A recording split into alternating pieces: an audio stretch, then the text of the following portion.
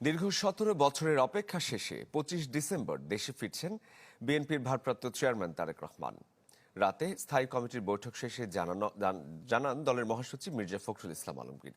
ছুটির দিনে দেশের জনগণ তারেক রহমানকে বরণ করে নেবে বলে প্রত্যাশা তার।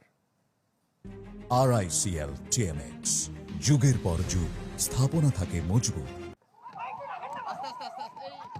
২০০৮ সালে সেনা সমর্থিত 111 সরকারের সময় চিকিৎসার জন্য দেশ ছাড়েন বিএনপির ভারপ্রাপ্ত চেয়ারম্যান তারেক রহমান।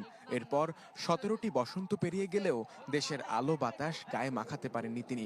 ৫ আগস্ট পরবর্তী সময় থেকে অপেক্ষা ছিল কবে দেশে ফিরবেন তারেক রহমান, যা আরও বেগবান হয় খালেদা জিয়ার গুরুতর অসুস্থতায়।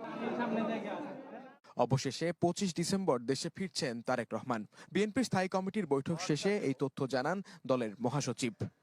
জনাব তারেক রহমান দলের ভারপ্রাপ্ত চেয়ারম্যান, তিনি আগামী ২৫শে ডিসেম্বর, আমি আবার রিপিট করছি যে আগামী ২৫শে ডিসেম্বর তিনি ঢাকার মাটিতে আমাদের মাঝে এসে পৌঁছবেন। আমাদের দলের পক্ষ থেকে, সকলের পক্ষ থেকে আমরা তার এই আগমনকে শুধু স্বাগত নয়, আমরা আনন্দের সঙ্গে আমরা সমগ্র জাতিকে জানাতে চাইছি।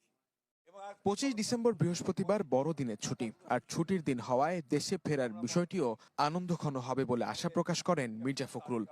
দিনটাও খুব ভালো, বড়দিনের ছুটি আছে, চমৎকার একটা দিন, ইনশাআল্লাহ সেদিন তিনি এসে পৌঁছবেন। তফসিল ঘোষণার পর দেশে এখন বিরাজ করছে নির্বাচনী আমেজ।